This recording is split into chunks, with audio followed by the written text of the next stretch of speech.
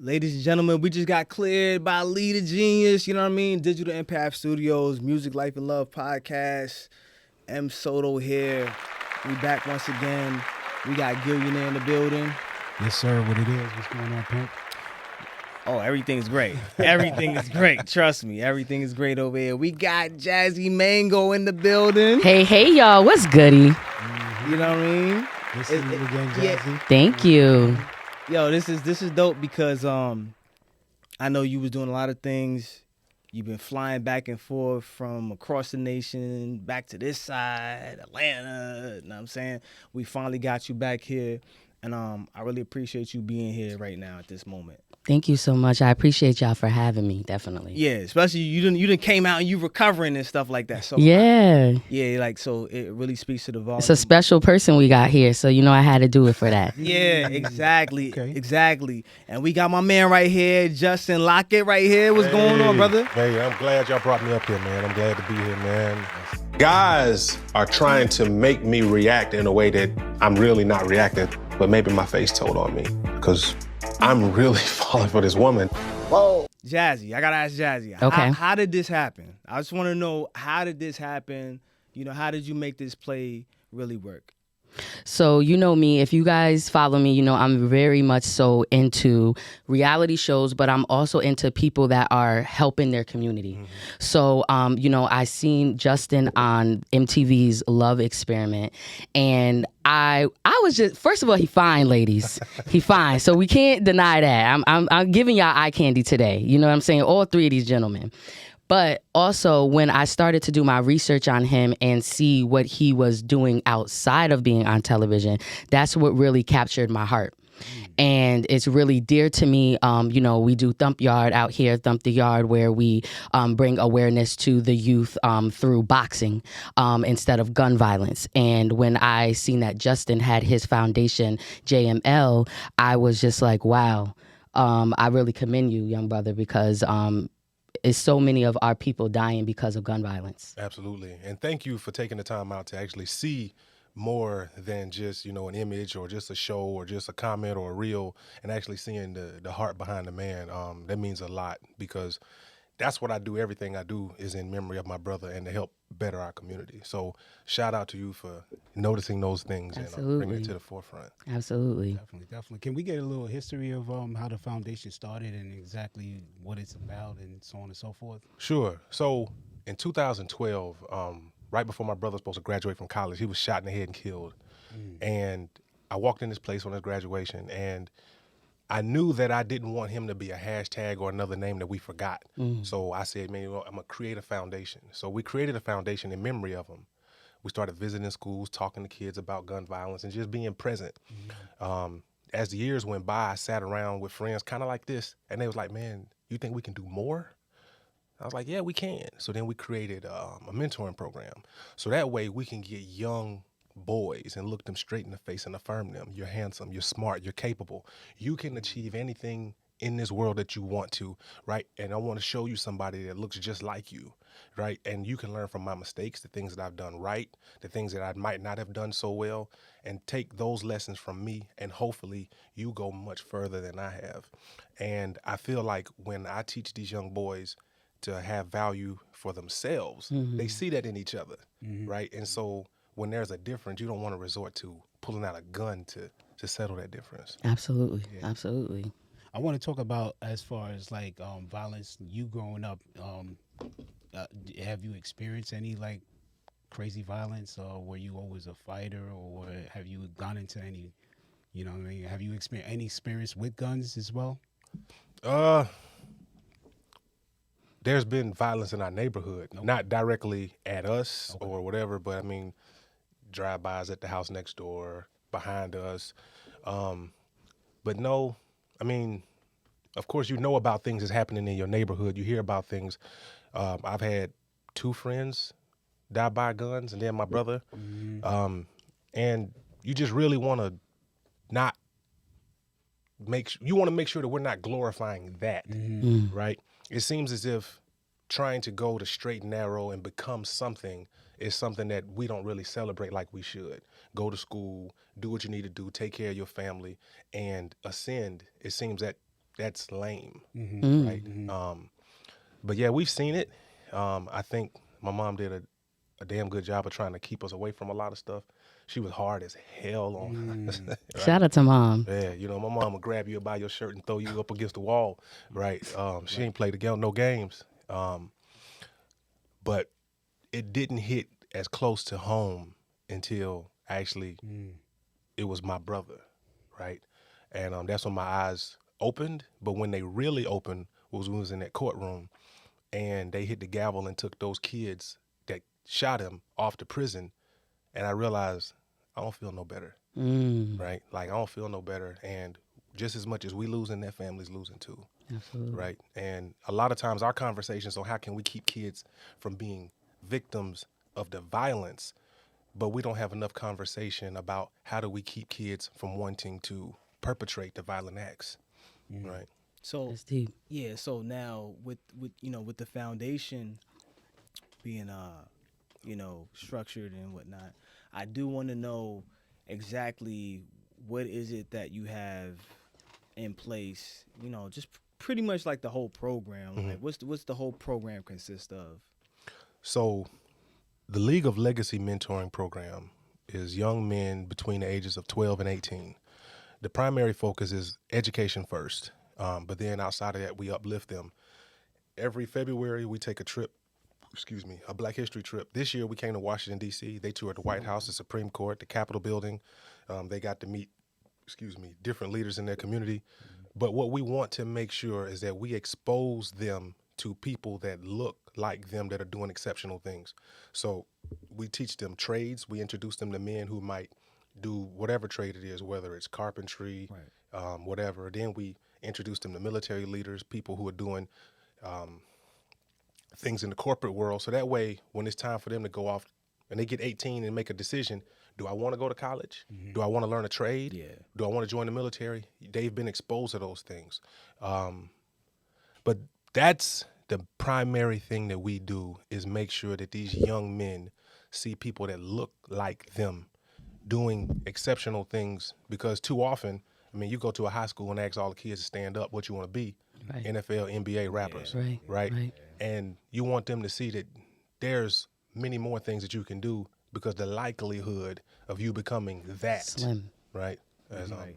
And I think that's dope. Number one, for you to even want to take the time and the concerted effort that it takes to even create a foundation that is led to empower the youth with the tools and the resources to just look at life from a different lens. And I think that that's really dope. And, it's a part of philanthropy. You definitely want to give back. And what a way to give back, you know what I'm saying? Not just because of what took place with your brother, but just in general, because we all get hit with a certain task in our lives, whether we believe it or not, based over a situation that may have been favorable or unfavorable. And in this case, it was unfavorable. You lost your brother, and but you channeled it in a different way instead of being angry and taking to get a gun and go do something. It was like, you know what? I'm going to transmute that energy and I'm going to make it positive. So Exactly. Salute to you on that. Absolutely. And I just want to say something to all three of you black men. Like, is this something that you guys had growing up?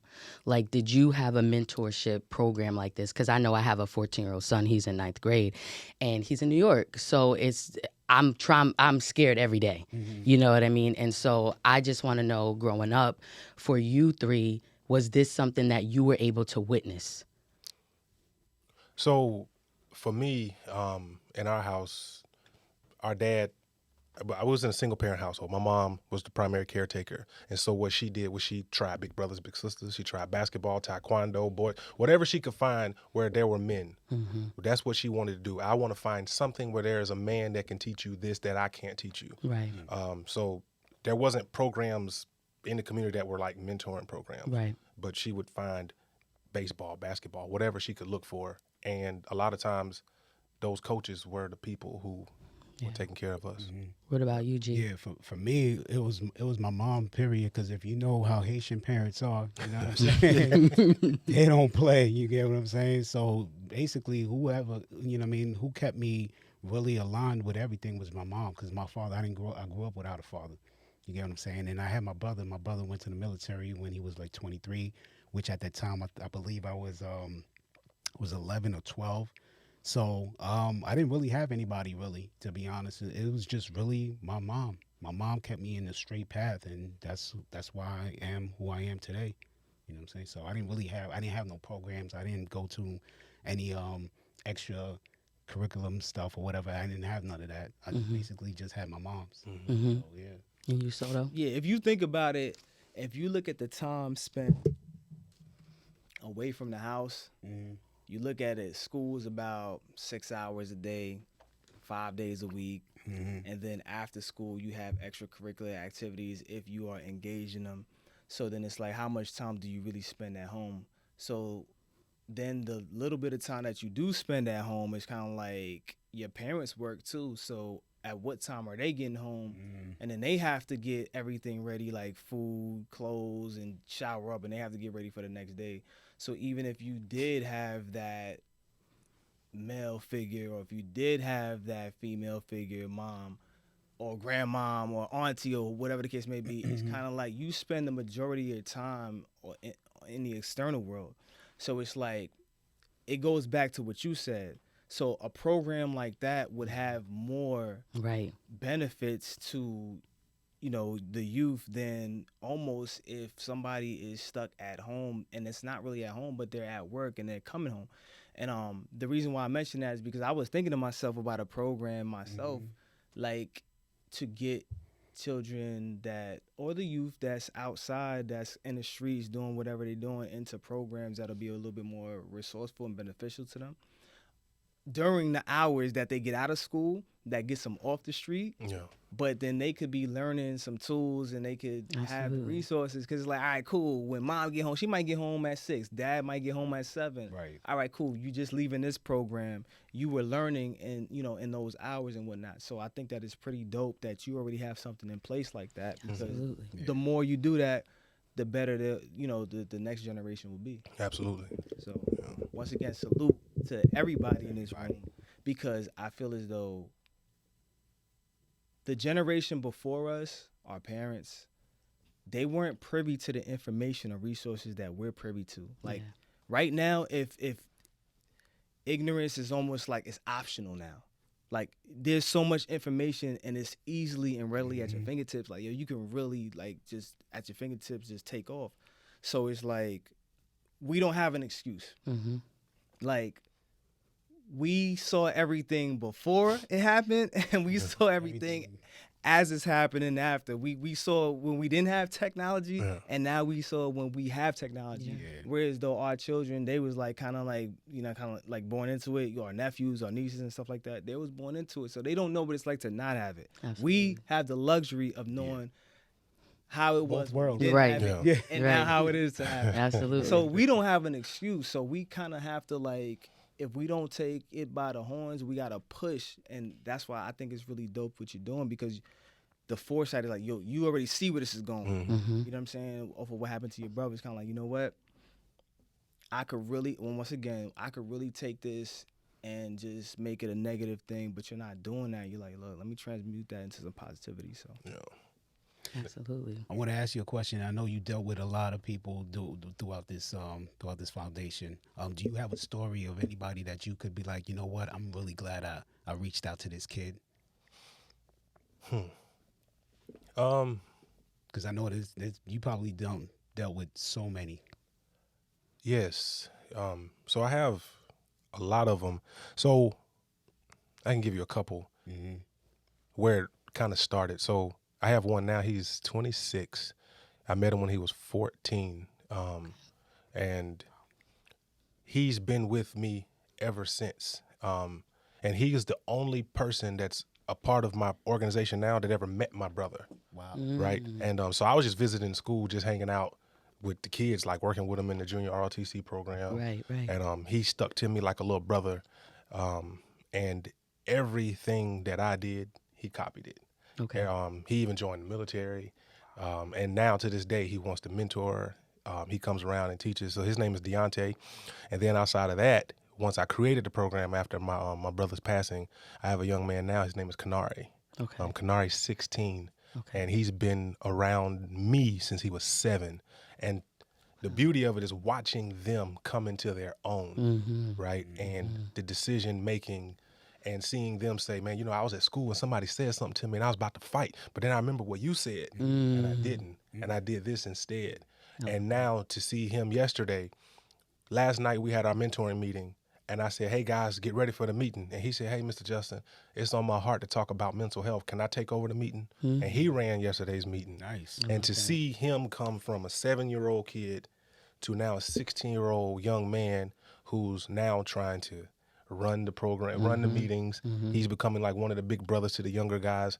I think it's a beautiful thing to see all these things come full circle and to actually see young men that you've poured into now take the lessons that you've given them and they're giving it to the next. Yes. I think that's a beautiful thing. And sorry to cut you off, but to see the longevity that you speak of, like to have somebody from these young ages to watch them grow as youth into adulthood is amazing. Because a lot of times, I know for me, I was in a single family household too, just with my mom, and a lot of times like you outgrow some of these programs because you get around certain people and you're like, that's not cool no more. Yeah. And that's always been a fear of mine for my son, that it's like, don't worry about what's cool or not, because these programs actually are to help you succeed and to help you think outside of the box, to help you understand that being smart, being athletic, being into robotics, that is cool. You're multi-dimensional, so you don't have to stick to one thing. So to see that your mentees have seen you and seen the struggles or things that you might have went through, and it's like, nah, instead of me picking up a gun or instead of me making this bad decision, I'm gonna think of what Justin said, or I'm gonna think of where he brought us, or look at me, I just went to the White House. Like how many of the people would have thought they had that type of opportunity to do? So I just want to commend that, because, and I want to commend the mentees to actually taking in what you were saying and implementing it into their lives. Yeah, for sure. Yeah. And I think it's a beautiful thing to, I grew up with them. It's a lot of things, and I'm very open and transparent. So as I learn lessons, I teach those lessons to them. As I make mistakes, I show them those things, right? And I think when I first started, I had the misconception that I needed to be here and try to get them there. Well, then I realized that it was actually easier to meet them where they are, and then we get where we want to go. Absolutely. And you got that buy-in. I mean, these guys, when I say we use language like, I love you, I'm proud of you, I'm here, right? Because they need to hear that from a man, right? And I love it. I like that. That's dope. That That's dope. is. That's really dope. Salute to you. Oh, my fault. Sorry. Oh no, I just wanted to ask, like, if when somebody comes to you, can you run a day or maybe a week of what do they expect as soon as they come to you? Like, if somebody, once they hear this and once they see this, they like, you know what, I got to reach out. What is it that what is it that they should expect from you, or how does the week go? Like in the mentor in the post, yeah. Okay. So typically, we have meetings once a week. Okay. On Thursdays.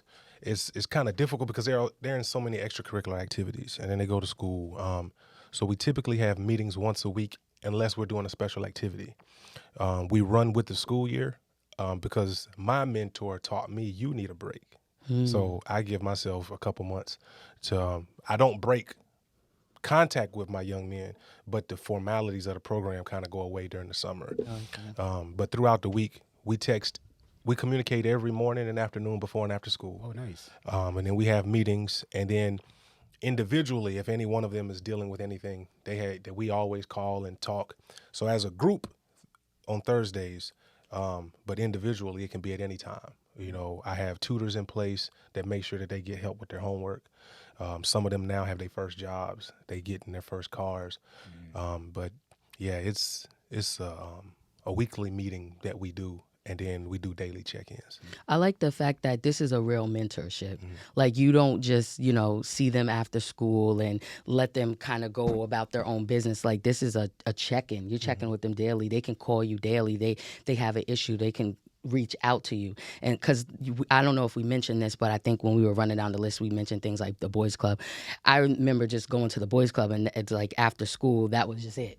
Like no one was checking up on me, making sure my grades were good, or making sure, like just constantly like pushing or constantly like worried about me or concerned about me. So the fact that you have a checkup, it leaves them accountable. Yes. Like every Thursday, I got to be on this Zoom or I got to be in this building to talk about what transpired during the week. It's a structure. You know what I mean? The structure is amazing. Like I love this. So you went to the boys club? Why you didn't go to the girls club? I went to the boys and girls club. Nah. Which one did but you go to? Being from, you say the boys club, but it's the boys and girls club. But I didn't get that there. Like to me, it was more just fun, just babysitter. Like how I felt. Just that was my experience. Right. I didn't really have that type of mentorship, as you say. I kind of was just like winging it because my mom was a single parent, so she was working constantly. I was involved in everything you could think of. Like I was in student council, every single thing.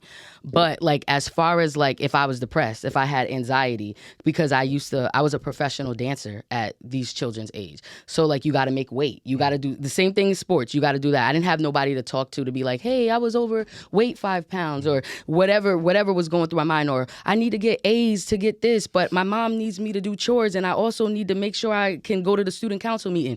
I didn't have anybody to go to talk about this. Pressure was overwhelming. Yeah. Like all I knew was to get straight A's. Yeah. But you're not realizing parents, now we're parents, we get it, but you're not realizing that's so much pressure for a kid. Yeah. That's so much pressure to be like, dang, if I get an 89, that's failure. You know what I'm saying? And I'm not saying it didn't push me, but it was a lot of pressure to have, Yeah, you're right. So I got a question for you, Justin. Considering everything that you've been through, what was an outlet that you utilized or tapped into, growing up that, whenever you were stressed or, you were just going through something, did you have like any kind of outlet that you would tap into?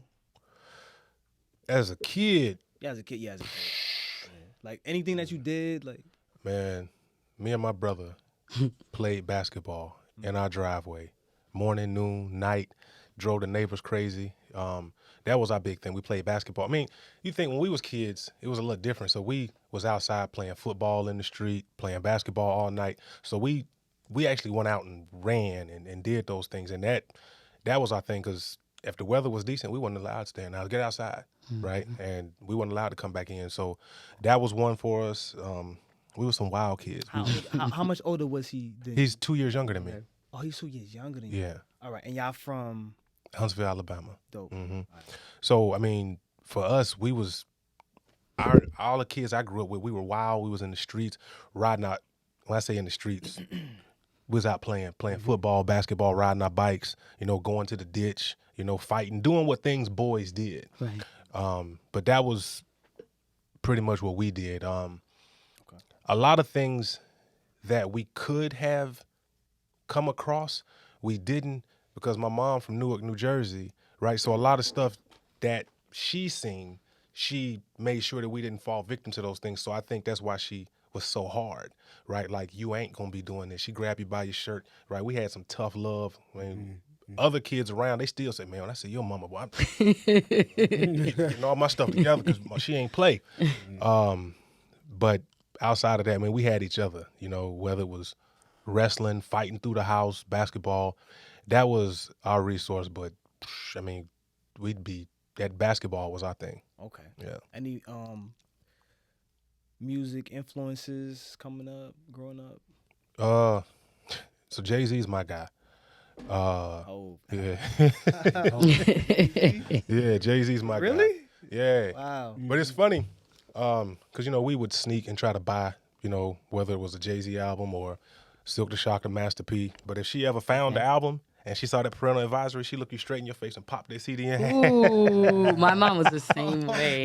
Why? And then I wasn't able to even watch, I watched Poetic Justice when I turned 26 years old. Yeah. Like, none of that stuff I was able to watch. No In Living Color? No Living Color, nothing. Like Crooklyn, like In the Hood, Juice, the long ass word. I wasn't able to watch none of that. A lot of catching up. I don't know no Martin phrases. It's bad. Damn. No, we had to sneak the. Gotta catch up. Yeah. No. A lot of our stuff came from going to other folk how we watched. Did you them. got to watch Okay, you okay. sneak I it? remember in the 90s somewhere I had got a chain, a no limit chain. Okay. Right? And she saw it on my neck and she ripped it off and said, "There's limits in this house." No.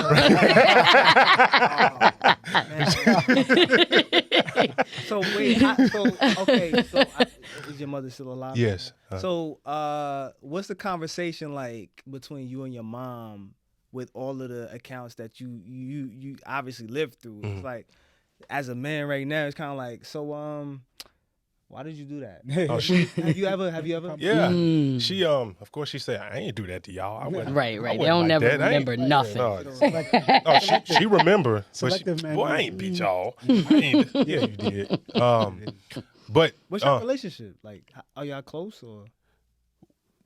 yes, and we're not at what we used to be because of my brother's murder, right? The grief that's overcome my mom. We're close, so let me say that part. But I think that generation, as far as going to therapy and doing things, is not quite. They're not really into that. So it really. My brother was a baby boy. That was mama's boy. So it impacted her in a way that I can't describe. But not only that, it caused her to go back into this, I got to protect this one, right? And some of those ways where we can be closer, some of it kind of pushes you away because it's a little bit too much. So we do have those conversations. I think we're turning a corner, but I've watched her go through this grief really, really, really, really impacted her. But we do spend time together. We talk a lot. But I think what's different is my mom and I are very much alike. And because we're so much alike, sometimes that creates a little tension. Yeah. We have great days. We have great conversation. We can laugh. But there are moments where it's like, come on. Get out of here. Come on, man. I can relate to that. Yeah, come on. Yeah. But that's a good thing. We learn from each other. Absolutely. I think she's learned from me as I've gotten older, different perspectives. But she's still very much in that old school mentality. And some of the ways that we are now, she quite ain't with it. Yeah. I want to ask, besides creating this foundation, what is another way of you been healing? Like, how have you been healing? So I go to therapy. Love that. So the biggest thing that has happened is I don't have children of my own, but having these kids, and kids can see straight through your BS. Quick. So having these young boys has forced me to grow up in a lot of ways and see truths about myself. So I can't preach to them how important it is to have a therapist and go to therapy if I'm not doing it. Absolutely. So that's something that's helped me out. That's a big one. But outside of that, I really have to go back to them, because as much as people pat me on the back and say, man, I think it's dope what you do for them, I don't think people have realized, watching them grow and come into their own, how much that's helped heal me. Because my mindset is I might have lost my brother, but I've gained so many other little brothers, and they give you purpose and reason and drive. It's amazing. So I pull from them, and that's where it is. I think about them in a lot of decisions that I make. And if I don't do something the way that I should, I try to make it right and teach them from my mistake. I love that. Dope. Yeah, that's definitely dope. What we got? You wanna go into it? You wanna go into the music? Let's go. Let me. We're gonna switch it up a little bit. We gonna switch it Oh up. damn! Man. Hold up. So we don't carry coins around here. It's either that or we gonna rock paper scissors. This. All right. We can. I mean, all right. Y'all gonna rock paper scissors? I'm down with it. All right, Wait, is it cool. a certain hand? Oh. What the hell? Hold on. What was that? Wait, am I doing it right? But what is this? Her count is that paper? It's three. Yo, you gotta It's see one, Oh, two, what? three, See, we ain't, you know what I'm saying? I'm from Albany. We ain't do all that. All All right. Y'all be jumping people. 1, 2, 3, shoot. Oh, that's Oh. it. Yeah. Okay. I lost one. You lost one. Okay. One, Two out of three. That's two. That's Oh, that's it. That's it. All right. Dang. So look. what you got. All right. So look. So all right. So Why y'all let him Justin, do me like Justin won the coin toss, He right? won the coin toss. So G, I think so yo Justin, let me explain the rules, right? We got 3 topics.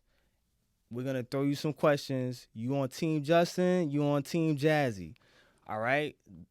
At the end, the winner is going to receive a prize. Free photo shoot, a free BTS video, Okay. or a free session. Okay. Redeemable whenever you feel like. Listen, these So are some good prizes, y'all. Those are the 3 things that's on the table. All right. Okay. So since Justin won, he's gonna be able to choose between, I believe, 90s hip hop, 90s movies, and 90s acting. So, or actors. So, Okay. or actresses. So I don't know which one you want to go with. Just let us know. Let's do 90s movies. Oh, you're Dang, why he? No hope. No hope. Look, so we're gonna shoot This him the is first crazy. question. So, and I'm saying, obviously, he get it right, he get a point. You get it right, you get a point. He get it wrong, he lose a point. Yeah, he gonna lose a point. That's how it's played? Yeah, this is Music, Life, and Love. So if you get it wrong, you lose a point. All right, cool. Yeah. So we doing 90s movies. All right, Justin. Question number 1 is, which film won the Academy Award for the Best Picture in 1994? A, Titanic. B, The Shawshank Redemption. C, Forrest Gump. Or D, Pulp Fiction, 1994. Academy Award for Best Picture. Now, you could ask me, I could repeat I would say it. Shawshank. So that would be B. Yeah. Okay. So So the answer. Wait. Wait, Do you I gotta get to ask me- steal you it gotta- if it's wrong? This ain't this. What's that This called? I don't know. Is it Family Jeopardy? Family Feud. No, but he answered. But all right. It's wrong. It is. Mm-hmm. Yeah, it is wrong. but look. The answer is Forrest Gump. Right. Period. All right, cool. Who So the G, hell? you. I wouldn't have never known that. So all right, 0-0 right now. It's 0-0. All right, so hold on Yeah. 1 second. I was thinking it had to be a black answer. In the movie, okay, who's this directed to? He lost, so Jazzy? it's my Oh, so turn. Jazzy. Jazz. All right, Jazzy, you ready? Yes. All right. In the movie The Truman Show What? in 1998, who plays the When was it? When did this come out? Come on now. in 1998. I know you wasn't able to watch TVs around that time, but we got you. All right. All right, cool. In the movie The Truman Show, 1998, right? Who plays the character Truman Burbank? Is it A, Jim Carrey, B, Tom Hanks, C, Robin Williams, or D, Bill Murray? If you get this wrong, I never even seen this movie. This is a bad category. The Truman Show. I've never seen it. I don't even never. my Okay. God. Okay. Just the commercial, the trailer. You got 10 Wait, seconds. give me I'll the give you- people I'll run again. it- I'll run Give it the people down. again. All right. Okay. Who plays the character Truman Burbank? A, Jim Carrey, B, Tom Hanks, C, Robin Williams, or D, Bill Murray? And this is a show, This is It's a movie. a movie. Oh God. You got I'm 10 gonna go seconds. with 2. you going with two? Two. What the- You mean B? You mean B? Come right there. Come right there. Yo, all right, I'm gonna go with B. She lit, ladies and gentlemen. Hold on 1 second. A, B, C, or D. 2. I love it. Oh, I love it. All right, so do we have the ant sound? Yeah, both That's on wild. 0. All right, next. What was one. the answer? Answer Because y'all is know. Jim Carrey. I was gonna say that, but it seemed too obvious. It All right, seemed well, too obvious. All right, Good. Yo, all right, Justin. Who picked this category? Hold on, nah, Justin, because he He all know right. he should have went with music. Nah, yo, but we could jump switch topic. it, We we could could switch switch it. But hold on, real quick. Who played the role of Edward Scissorhands in the 1990 film directed by Tim Burton? Yeah, but y'all do this. Now he gonna get a A, point. Johnny Depp. B, Leonardo DiCaprio. This is annoying. You just stop. That's disrespectful for y'all to give him that easy question. Man got 1 point. You see what I'm ladies. But that's what it is. Yo, That's the question. Right. That was the next question. Right. 1-0. Team Justin so- 1. Ask me no more. Team Jazzy nothing. Oh man.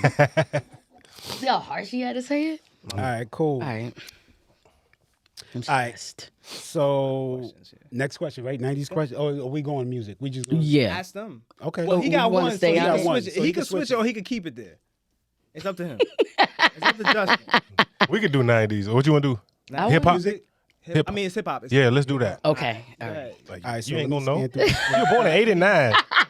See, I'm getting flustered, y'all. Nothing easy, right? Nothing easy. Nothing. See, you see, the people are really trying. They're trying for the hard questions. Oh man. Well, these are easy to. All right, cool. I got it. All right. You ready? I guess. You got to get a point. Stressed. You got to get a point. All right. I'm Come rooting for on. you. Well, then you better give me a good question. I win for anybody who wins. Which hip hop group released the socially conscious album Resurrection in 1994? A. Common Sense. B. Public Enemy. C. A Tribe Called Quest. Or D. Jurassic 5. And what was the name? The name was Resurrection. You don't know the name. In 1994, Resurrection, the album Resurrection. I'm gonna go with B.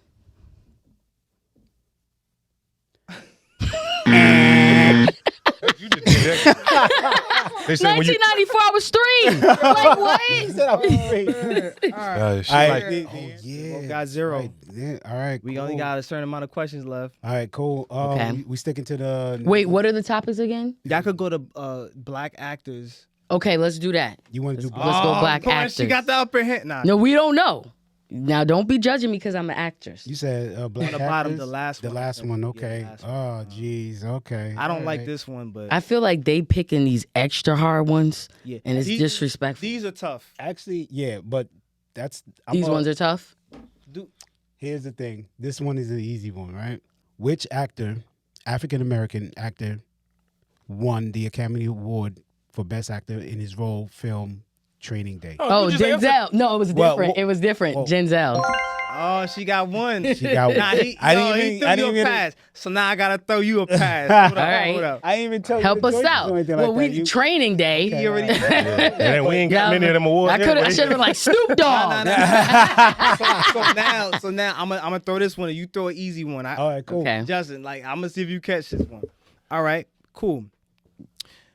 Who starred as O.J. Simpson in the critically acclaimed TV series The People vs. O.J. Simpson American Crime Story in 2016, which is clearly like not 90s, but is it A. Samuel Jackson, B. Hell no. Cuba Gooding Jr., Yeah. C. Mahershala Ali, D. Don Cheadle. It was, Now, I'm not gonna lie. damn, because it was crazy. Because they had so many different They OJ did. systems. They did. Because they had the people versus And why would OJ. they give you 2016? I'm trying to think. The people versus OJ. I want to say that was Cuba Gooding Jr. Right? Well, you better He was go on the with people what versus you better OJ. go with what you better Final go with. answer, Samuel Jackson. Hell no. All right, that's out. He said definitely. Mahershala Ali, Okay, No, that that ain't Don it. Cheadle. It had to be Cuba Gooding Jr. It couldn't have been. It got to be Cuba Gooding Jr. All right, there. Yeah. Ding, ding, ding, ding. There we Yeah. go. There Okay, we go. okay. He got one. Yeah. So it's 1-1. So it's 1-1. All right. Okay, all right. Y'all Back stick, in the running. Yeah. y'all sticking to you know what I'm saying, African American actors, or what are we doing? I think Let's flip it a little. like y'all it? going back to I like it. All right, music? we like it. Let's go. Yeah. Who portrayed the character Lucius Lyon, the head of a music and entertainment? Terrence Howard. All right. Final answer. Final All answer. right, cool. That's 2-1. Yeah. What we going to? All right. Your turn. You wanna stick to You wanna this, or you stick wanna to go it, back or to we moving? music? Let's get it. All right. All right, he want to stick to this. You want to stick to this? All right, cool. Who played the lead role in the film 12 Years a Slave, which won the Academy Award for Best? Oh, you know I know this. his face. I don't know his name. All right, he gonna give you the I'm people. gonna do process of elimination. There we go. Okay, let me go back to it. Okay, who played the lead role in the film 12 Years a Slave, which won the Academy Award for Best Picture?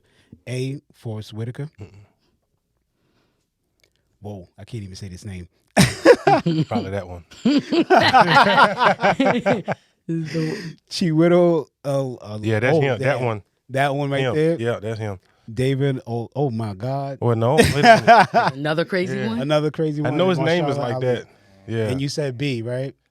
I think it's that guy. That guy. Yeah. You're right. It's tied. Yeah. I apologize. I knew I couldn't chopped say his it. name. Okay. All right, so this for the I really tiebreaker. apologize. Well, how does the tiebreaker go? Whoever gets it right, but then if you get it right, then he has to get a chance to Get okay. right or wrong. It's like sudden death. But if he gets right again, we tied then again. we still going. Oh we still shoot, going. this is out of control. Okay. Do you want to stick to Justin? Do you want to stick to this, or you want to go back to music, or you want to go back to acting? I mean, as far as movies, 'cause right now we in acting. I can stay here. I bet. Okay. All right, cool. That's how I feel. Which actress starred alongside Eddie Murphy in the comedy film Coming to America? A. Halle Berry. B. Angela Bassett. C. Robin Givens. D. Sherry Headley. And this is Coming to America. That's his question. Oh my No, bad. yeah, I'm about but to you answer. making sure- My bad. Yeah, I'm like, sorry. chill. I'm sorry. Relax. D. 'Cause this is a tough one. I didn't even know this one. D. Ooh, it's tied. Yo, I didn't even know that one, and I watched it. Yeah. You said I my, watched That's it. my stepsister's homegirl. Oh, well, that's shout out to stepsister. Sherry Headley. Yeah. All Hey. right.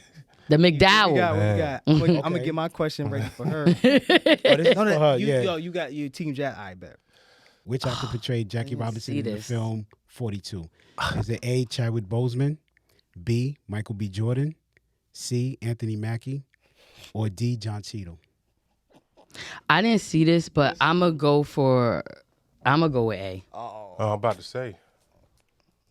A was Chadwick Boseman. 'Cause all the rest didn't look good. Okay. All right, cool. Who is known for his role as Mace Windu in Star Wars prequel? I'm glad that's trilogy? your question. You know what's crazy? I'm supposed to be on his team, so that's what we're gonna do. Okay. Whoever's asking the questions, that's the teammate. But, Oh, Yeah, we're gonna evolve that. okay. My bad. Okay, that's okay. Yeah. We're gonna Evolving. Do that. All right, bet. I'm Team Justin. You Team Jazzy. Okay. All right. Let's ride out. Who is known for the role as Mace Windu in the Star Wars prequel trilogy? A. Morgan Freeman. B. Lawrence Fishburne. C. Samuel L. Jackson. D. Don Cheadle. Is on C. correct. I was about to say there's only one person who played in Star Wars. Yeah. So it's tied. It's 3-3. What you got to help your teammate? All right, cool. All right, here we go. Who won the Academy Wrong. Award for Best Supporting Actor in his role in the film? Not wrong. Go ahead. Oh, shit.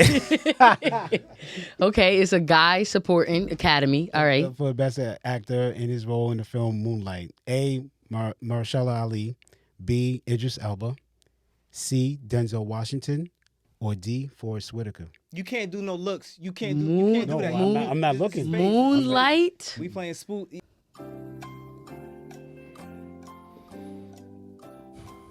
10 seconds. Yeah, word. I'm counting. 10, A. 9.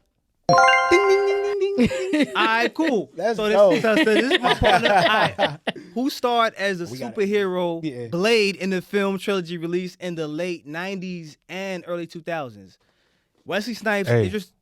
Oh, shit. That's correct. That's correct. Because that's my team. That's correct. Ding, ding, ding, ding, All right, bet. ding. No, that's it.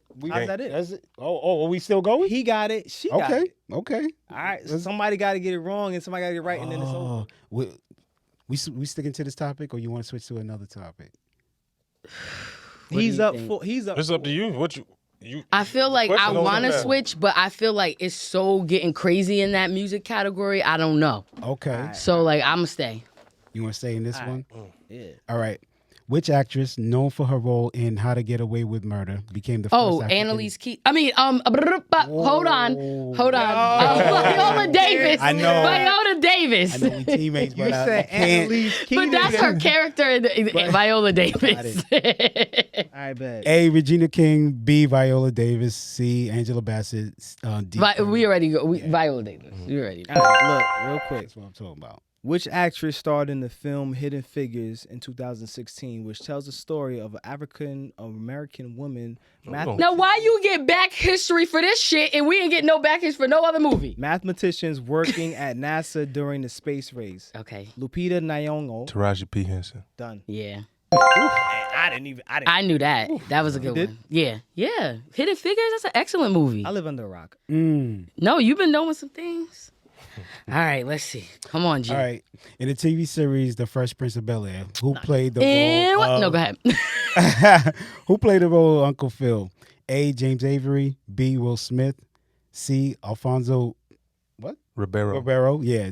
Thank you. and D. Jeffrey Towns. One. A. One. All right, cool. So it's 5-5 Avery. or 6-6. It's 5-6. It's No, we're tied. We're still. Well, if No, he no, gets you this got one, 6. yeah, You got 6. You got 5. yeah, he All gotta right, get it. cool. Listen, I got faith. You got Yeah. that. Look, See? in the See film The Help in 2011, who played the character Aibileen Clark, a maid who shares her experiences?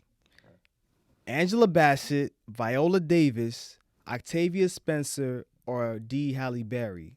Damn. The name of the film is, damn, I should have asked you that. Damn, ain't both The of them in Help there? in 2011. I messed up. He's my teammate. I'm supposed to help that? you. All right, But he damn. knows the movie and he knows the people. But Moving forward. I know B and C both in the movie. Oh. But I'm wasn't supposed to do that. B and C both in the movie. Trying to think. But Yeah. Who was who the played maid? the character It kind of- Aibileen Clark, a maid who They- shares her experiences? It's got to be. I think C was a supporting actress. C was Octavia Spencer. So, yeah, she made the shit pie. It got to be B. Viola Davis. And that's your final answer? Yeah. Damn. It was Octavia. In West Philadelphia, born and raised in a playground. Yeah, Team Jazzy won, ladies and gentlemen. Dang. Team Jazzy won the music life. pretty, you was smart. But Octavia, she was the maid. She was They with, both was maids, wasn't they? but she was the one with the baby, and Yeah. she was the one that won the. It was big. She shared her- that was her first, not first she been in stuff, but that was her like. This is where we accepted her in this one. Yeah. So look, Justin, we appreciate you. I think this is the first time that we introduced a Music Life and Love trivia game. Yeah. This was dope. This was really fun.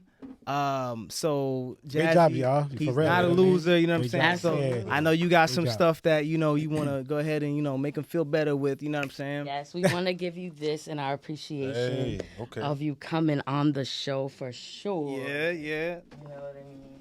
And you know, we know it's somebody's birthday. Oh, We shoot. don't want to leave you Oh, empty-handed, shoot. y'all. I'm We talking about. definitely, That's we what definitely want to let you know that you're appreciated. If I can get the light. Okay. So, yeah. Okay. So you make your wish. Let me see. Yes. Happy birthday. Yeah, dog. Yeah, man. We really appreciate you coming out here. I know this has been like a month in the making, and When you talking about love? and also We gotta talk about love. Gillionaire. I think Yes. you have something. Oh as yeah, well. yeah. Definitely, I wanted to present to you. Oh, excuse me.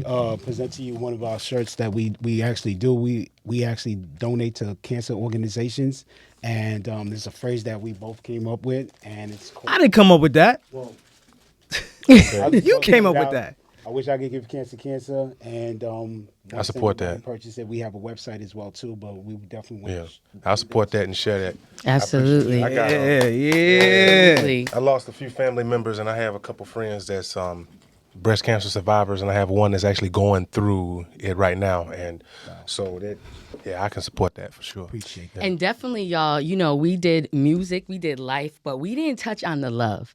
So I'm out of You know, I definitely got to look out for the ladies, and I'll definitely want to ask you, what even made you decide to go on a reality show to look for love when it looks like, if I'm watching, you got all of the assets that ladies are looking for? So believe it or not, I tried my hand in dating for a while and was unsuccessful. The opportunity came about a few years ago. They said you might be good for a contestant like this, and I thought about it. I said, let's do it. I mean, I done tried everything else. So I jumped in and did it, and it was a great experience.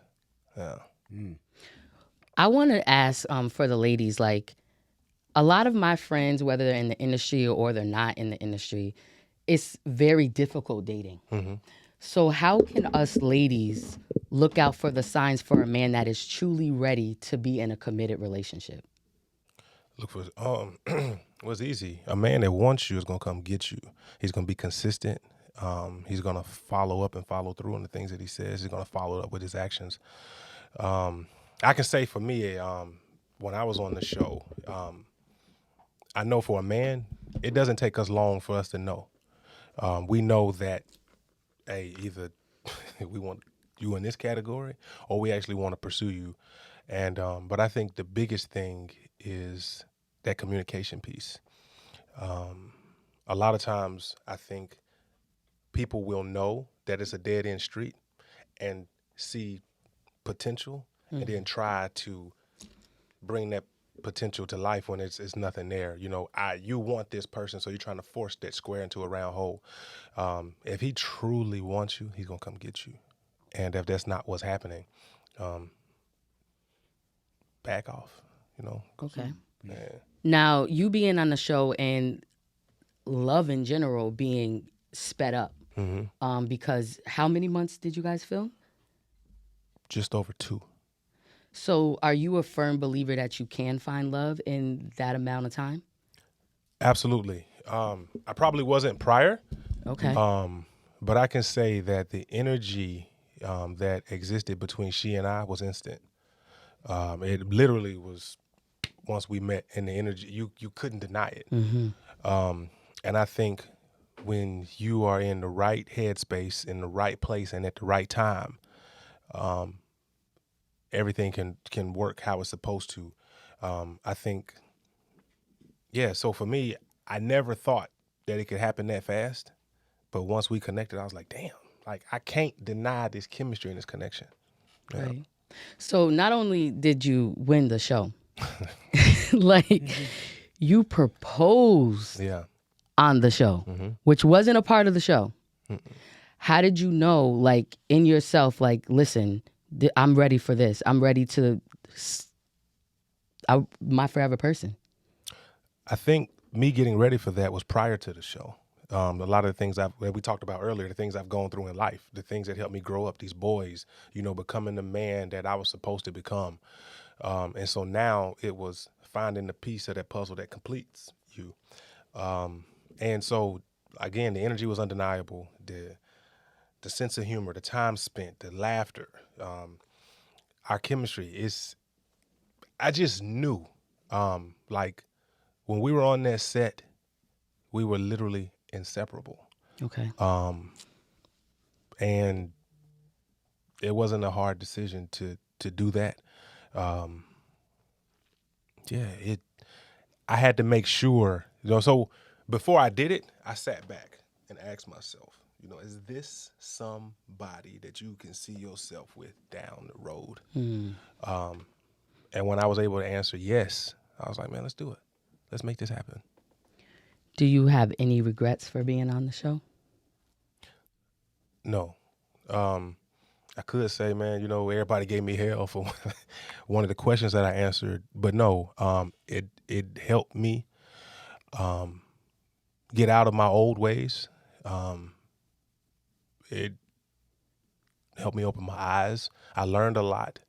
I would say before I used to be really held back and kind of not willing to be vulnerable. Okay. And now that I was vulnerable, not only to her, but my vulnerability was shown to a lot of people.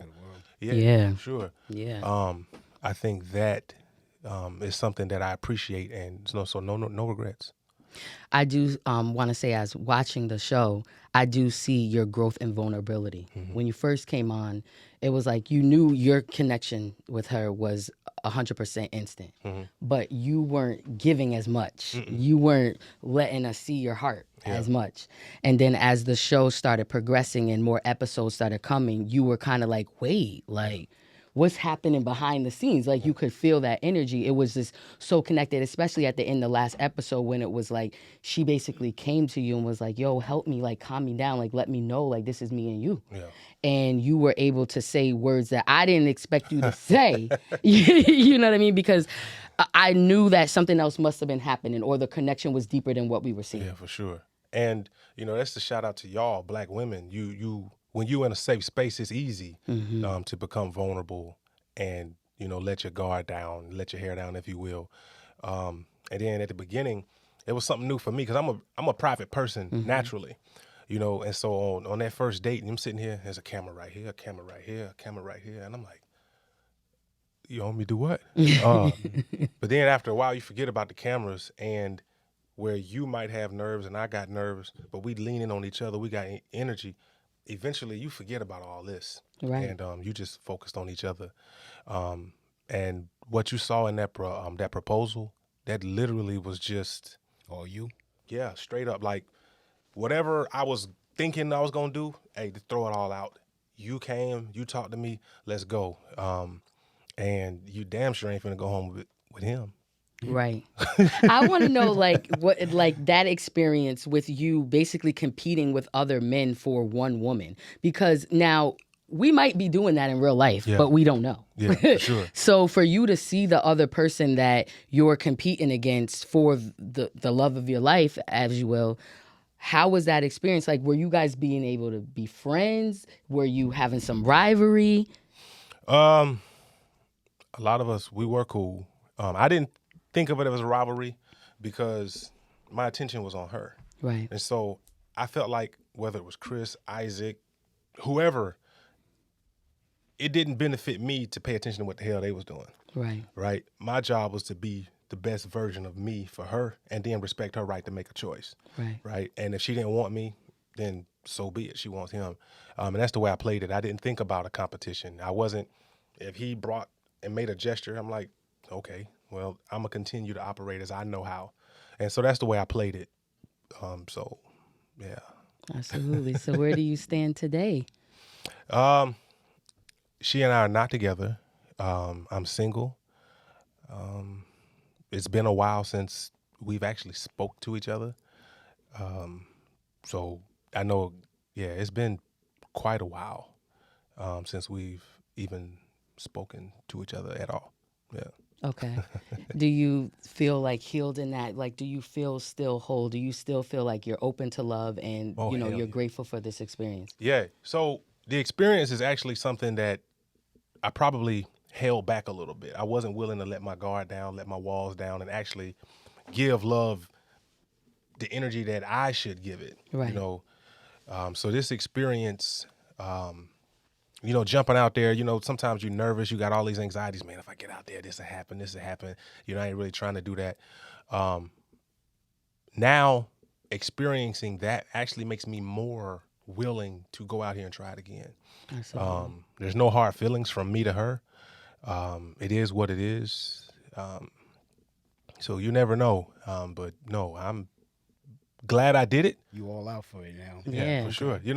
It's like something you probably didn't think was possible. Right. And now you got a taste of it. Right. And it's like, man, you know what? I appreciate you. You were in my life for a reason. Yeah. I learned what I learned. I grew through this. Mm-hmm. And now I'm actually really ready to bring about what's for me. That's the Well, signal. We got the ladies, signal. We yeah. got the Uh-oh. signal right there. Like, Well, we appreciate you so much for coming on the show. And ladies, like you heard him, he said he is single, but don't come with no nonsense because he ain't going to tolerate it. But could you let everybody know, like, one, where they can follow you, and two, if they want to contribute to your foundation, where they can donate? All right, so right now we're doing our annual toy drive Christmas giveaway. So you can go on Jarrod, Jarrod M Lockett Lockett Foundation.org. You can donate. If you follow me on Instagram, Facebook, Twitter, TikTok, is all Life and Times JL. And if you look in any of those bios, you can see either the link to our website or our GoFundMe. So that way we can bring Christmas to a lot of kids that may not have it. Absolutely, guys. And you know you can follow me everywhere at JASZY, mingle like your favorite fruit. Thank you for tuning in. yeah, that's so dope. So, once again, Music, Life, and Love. We brought Mr. Justin Lockett out here. We got Jazzy Mango in the building. We got Gillionaire. I do wanna ask, Gillionaire, like, do you have it? You know, I'm gonna go around the room. Does anybody have anything to say? But I'm gonna start with Gillionaire. Well, for me, I haven't said this in a while, but you know what I mean, being the fact that we've interviewed you, and it kind of brought me back to what I usually say, which is life is about what do you know and who did you teach. What does that mean? What does that mean? All right, I'll say I it never asked again. you that. What do you know and who did you teach? What did you learn and who did you teach? To me, that means like every teacher was a student, and every student will become a teacher. Yeah. You get what I'm That's saying? dope. Yeah. So, you know what I mean? Like a father teaches a son, and the son becomes a father, and he teaches his son. So it's just a cycle. So like, it's just a cycle. Really. Absolutely. Love that. I like that for sure. So like I said, once again, life is about what did you learn and who did you teach. Absolutely. All right. Well, first, let me say thank y'all. All right, for Absolutely. bringing me all the way up here to share my story and actually seeing value in that story. Absolutely. I appreciate that. And then to follow your lead, one of the quotes that sticks out to me is what they see is what they'll be. And I think a lot of us, if we thought about that and the decisions that we make, how we portray ourselves, if we think about younger people or people in the community, and our example is what they see is what they'll be. It's not so much what you say, but how you carry yourself. If you think about that, I think we could all make this place a little bit better for all of us. I love that. I love that. You got Jazzy. I'm actually going to take a quote from your website that really touched me. He said in the website that a legacy is not something you leave, but it's something that you leave within someone. Yeah. And I thought that was very amazing, and it touches me. And I hope that you continue to travel the world. I hope you get so much funding and so much sponsorship that you can be national. And I'm going to leave that with you. Your quote to me. Thank you. All right, once again, Music, Life, and Love. I bring people here so that way they can share their experiences and they can speak their truth. And we out. We out. Cool.